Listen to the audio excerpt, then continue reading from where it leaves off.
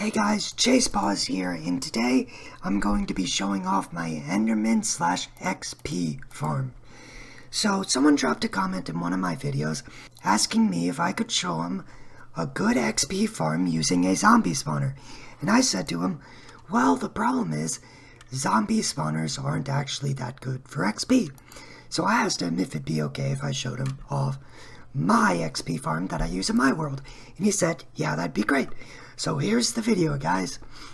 The first thing is, the original design for this video is Gnembon. If you want to make it, go to his video in the description. I'm not going to show you how to make this farm. I'm just going to show off the farm, give my opinion on the farm, and show you some modifications that I think you should do to your farm to make it better. But for the original farm, please go to his video. So the first thing is, it's in the end, so let's head over there. Before I show you guys the farm I'm going to show you, it's way out there. So the farm's way out there, and I'll explain why it's out there in a second. But the first modification is this here. This is for non-elytra users who are afraid of dying to Enderman. So this is a nice secure path that's fully surrounded by cobblestone and leaves and uses a water source to go up and down and spits you out at the bottom. You can't fall off, and then it's enclosed so you don't have to worry about Endermen showing up. And if you're scared, you can continue this design all the way down. But if you're an elytra user, you can just fly there like this. So the first thing I'm going to do after getting here is explain how it works. So how this works is because we're in the end and it's the void, there's no place to spawn Endermen except on that patch of stone. And then the Endermen get upset with an Endermite that's sitting there in a minecart. You can barely make out the bottom of him there. I'll show him off in a second.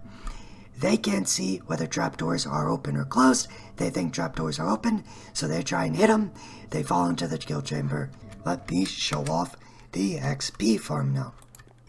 And I have my hostile mob sounds turned entirely off because this is a really, really loud farm. But you just pretty much do this. And I believe if you have 0 levels, you can get around 30 levels of XP in less than 2 minutes. And I mean, as you can see, I'm at a level 165, and it's going up pretty consistently. And I've got a lot of XP orbs by me. You can also see here, I'm holding a mending pickaxe, and it yielded quite fast. So let me explain my modifications. I'm going to turn off the farm, and you can make an auto off switch, but it affects the rates because you have to go 1 block higher. So I just fly to it and place torches. So the first modification are these trapdoors here, the floor and the carpet. These slabs are 1 down so nothing can spawn on it. These carpets are here to stop you from running off the edge and dying. These trapdoors are here to kill any Endermen that teleport out of the kill chamber, because like I mentioned before, Endermen cannot see whether trapdoors are open or closed. So let me see if I can get an Enderman to teleport out. See, he teleports out, he's upset, and then he falls into the void because he can't see this is open. And if he's upset at me, he'll try and attack me. If he's upset at the Endermite, he'll try and attack the Endermite. And if he's not upset at anyone, you can just look at him and he'll become upset with you. So like I mentioned, there's the Endermite. It's really hard to see, but it's in that minecart right there. He's sitting right there. I'm going to show you guys the enchantment table, the grindstone, and the anvil. So this is another modification I suggest you add, and if you do, once again, make sure everything's spawn-proofed. So this is here because you obviously make a lot of XP levels fast. You can do a bunch of enchanting really, really fast on this enchantment table, and if you don't like it, you can disenchant it, and if you like 2 of them, you can combine them with an anvil. And I just keep a chest here with lapis, books, extra anvil, and just everything I might need for this farm.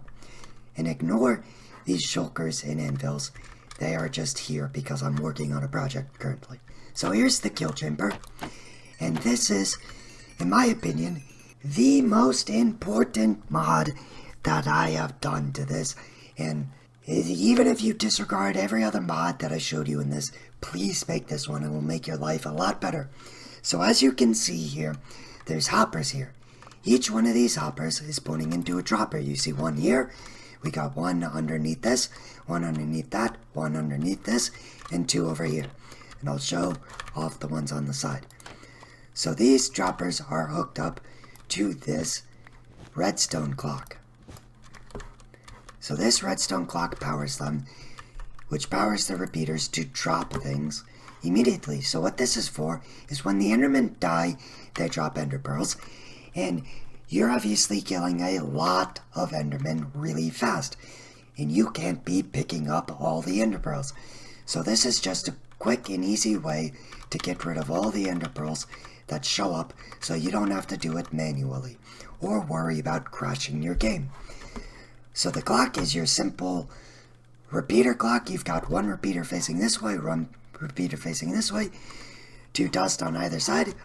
You place a redstone block here, redstone torch on it to power it, and then I placed two switches here as emergency shutoffs, so when you're on a server and you're doing this with a friend and they die, you don't want their stuff being thrown into the void, so you flick the switch. It creates a constant power to the clock and shuts the whole thing off. And how to set up the repeaters and the droppers. Each one of the droppers has a designated hoppers. That's because if you do it any other way, it's too many Ender Pearls per one hopper and it overloads. So the first thing is you place blocks on all around, then you place the hoppers facing the correct direction, then you get rid of the temporary blocks and you place the droppers into the hoppers. Side note here, for the hopper that's where you are, place an iron trapdoor here on the top part of it, because if you don't, this hopper will throw the Ender Pearls through this daylight sensor into your pockets. So this iron trapdoor pushes them down into the void and not into your pockets. Then you place a repeater here. It doesn't have to be on top of it because it'll power it anyways. The next two repeaters go on top of the first of the two side droppers. You then place a block on the second of the two side ones. This repeater powers this block, which powers that hopper. Same on the other side, just repeat for the other side. Then for the back hopper, which is underneath that stone block, I'll go around there to show it off. So you place a edge here, then you place a redstone dust here. That gets powered by this block. I know it's a bit weird, but it does. Then you place a repeater there into a block. Now for the back block, I prefer a stone block here and a stone block there, because if it's the leaves and you have like a macro on, you can accidentally, with the macro, do something like this and break it when there's no Enderman in front of you when the Endermen are respawning. So that is the most important mod that I think you can add to this. Another suggestion is if the farm's on too long and you're macroing too long, it will actually crash your game because you will be making more XP than you can actually absorb. And up here, you see the E, that stands for entity limits. That'll go into the thousands, then eventually crash your game because the game won't be able to comprehend all the entities. So please watch out for that if you use this farm for a while. Another modification that is useful is just making sure that you have a nether highway to and from it, just so that way you don't have to waste a bunch of time traveling there or waste a bunch of resources traveling there. It takes me one rocket to get to my end portal and back. Another really important mod is adding beacons. Beacons that give you strength to increase the speeds of the farm by a ton. And another thing that increases it is sharpness 5 and sweeping edge 3. All three of those increase the farm XP level by a lot. I also like to add resistance and regeneration when I'm here, just so it's harder for me to die. You can also add carpets on top of the hoppers if you're worried about items getting stuck. I personally have not done that because I have not run into any problems. Another suggestion is while you're here, use an elytra with fireworks, or don't carry valuables on you. Make sure you put an end chest somewhere over here. I have one sitting right here, because you can fall off this very easy. I've died multiple times by falling into the void, so please be careful of that as well.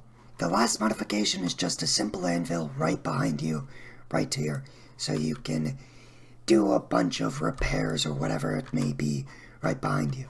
The last thing I will show you is how many Endermen I have killed.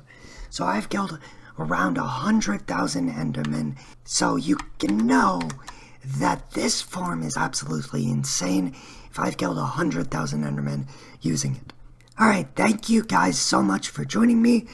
I hope that you built this in your own world if you already haven't. I hope that if you have, you use one of my mods, and it just helps you overall. If you're looking for any other videos that you can't already find on my YouTube channel, drop a comment like the guy in the beginning of the video. Thank you for dropping that comment. I appreciate it as well. And if you guys are wondering anything else, drop it. Thank you to all the people who watch my videos, who like my videos, who drop comments, or just support me in any ways. I really appreciate it, guys. Thank you so much, and I hope you have a great day. Peace.